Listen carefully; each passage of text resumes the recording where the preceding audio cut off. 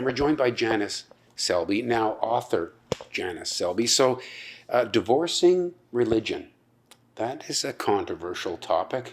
You were in a very religious situation yourself, and I guess that's a big part of this book.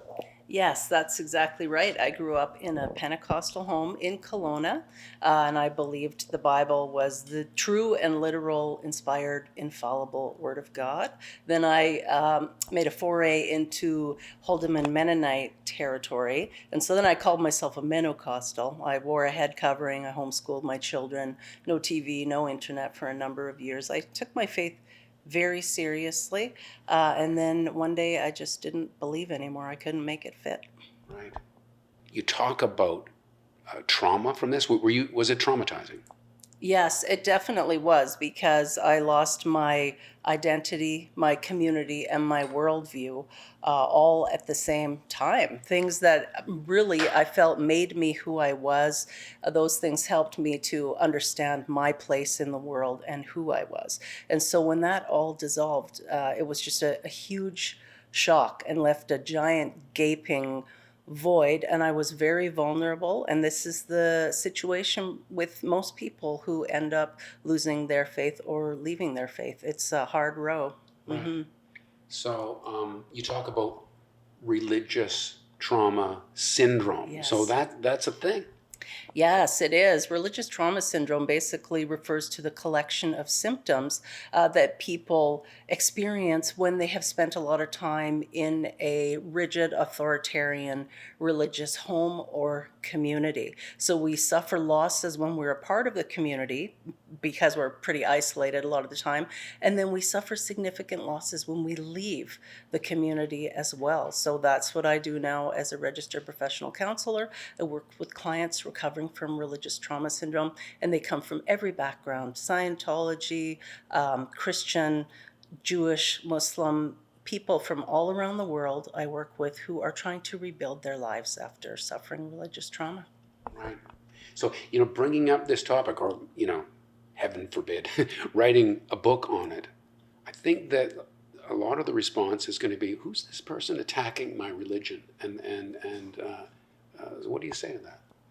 Yeah, I would say the memoir is my story. It's my story about me. Other people have to make their own decisions. It's about my journey. And the workbook portion, the handbook portion, is ideas to help people move on in building their secular, supportive community. So really, it's not so much about bringing down religion, it's about helping people who are making the choice to move from it. Right, yes, because religious people have tons of support. They've got their church groups, church camps, all these things. But for people who have left, those are the ones who need support. I picture myself standing outside the doors of the church with my arms open, catching people who stumble out or are thrown out, and they need support. And I tell them, I'm here, you're not alone. Right. So has it been comforting to you to describe as many people, or to meet as many people as you have who are going through this? It's been definitely validating to know that I'm not the only person. There are, unfortunately, millions of people around the world, some in safer situations than others. But yeah, so I run a support group online specifically for people who want to come together with other people who will understand, even if the backgrounds are different, the emotions, the grief and loss are very similar. Right. It must vary so much from one person to another.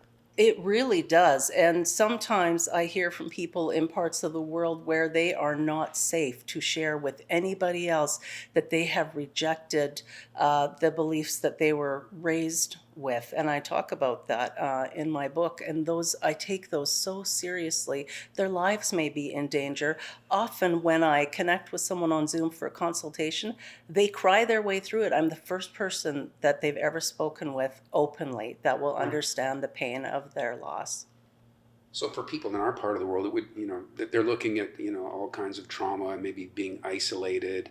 But in other parts of the world, it might not be a good idea to even make the move because of their safety. Right, yes. So some of them, I work with them behind the scenes trying to help arrange safety for them. Some of them end up leaving their countries moving to other countries, and then of course there's legal help that's needed, and so there's a lot that goes on that most people in North America don't even think about. My clients in the United States and Canada, they lose their family, and particularly with the climate in the United States right now as it is, the political climate, many of them have been cut off entirely from their families, especially if they're members of the LGBTQ community as well. Fundamentalists just can't abide gay people. It's horrifying.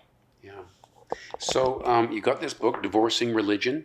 You've sold a couple of hundred copies. Are you happy with it so far? I'm very happy with it so far. We're going to be doing a book launch at the studio on Water Art Studio within the next month or two.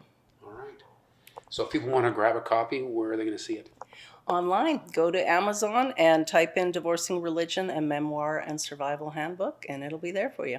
Terrific. Thanks for this. Thank you. We don't just report the news. We live here too. We're your neighbors, bringing you stories that matter to all of us. No government funding, no outside influence. Kelowna Now, local, independent. News you can trust.